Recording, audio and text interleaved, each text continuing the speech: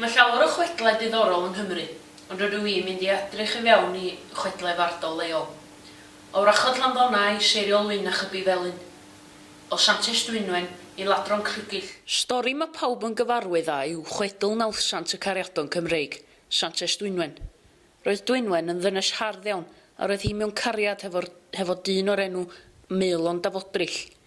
Roedd tad Dwynwen, y brenin Brychan Brycheiniog, eisiau iddi brodi tywsog arall. Torodd hyn galon Dwynwen, a fe aeth hi i weld Maelon a dweud wrtho, ond fe ddedodd o na roedd o eisiau gweld hi byth eto. Yn ystod un o'r diwrnodau wedyn, daeth angel at Dwynwen a rhoi diod arbennig i ddiw gwella. Breuddwydiodd Dwynwen bod yr angel yn rhoi diod hefyd i Maelon ac fod yn troi i rew. Rhoddodd yr angel 3 dymuniad i Dwynwen. Dadmer Maelon, gwneud Cariadon Cymru'n hapus, a gwneud yn siŵr ei bod hi byth eisiau prodi eto. Daeth ei 3 dymuniad yn wir. Dysegrodd ei bywyd i wasanaethu Duw gan sefydlu eglwys ar Ynys Llanddwyn.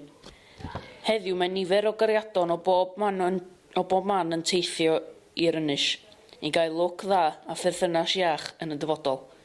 Mae hyn yn cynhyrchu llawer o dwristiaeth i'r ardal leol.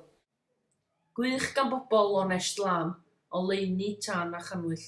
Gwych gan wylliaid fod yn os, mewn teios yn y tywyll. Gwych gan unau glywed sôn am grogi Lladron Crygyll. Pentref yw di dda, lle reillia llawer ellyll. Môr ysbeilwyr trinwyr trais, a'i mantes dan ei mentyll. Cadwed Duw bob calon frau, rhag mynd i greigiau Crygyll. Os llong a ddaw o draw i drai, i dreithau'r bobl ddryllydd. Tostyrir rhain sydd fel y tân, neu'r gwyndraeth a'i gwnaen grandryll. Gorau gwaith a wnau wir môn, oedd grogi Lladron Crygyll. Pan ddoed ar gwylliaid at y bar, a beio ar ei bywyll. Ni wnaethan twy ar cyrt mewn mair, ond cellwer gydau cyllyll. Cair byd weled yno ar fyr, mor lân goreigwyr Crygyll.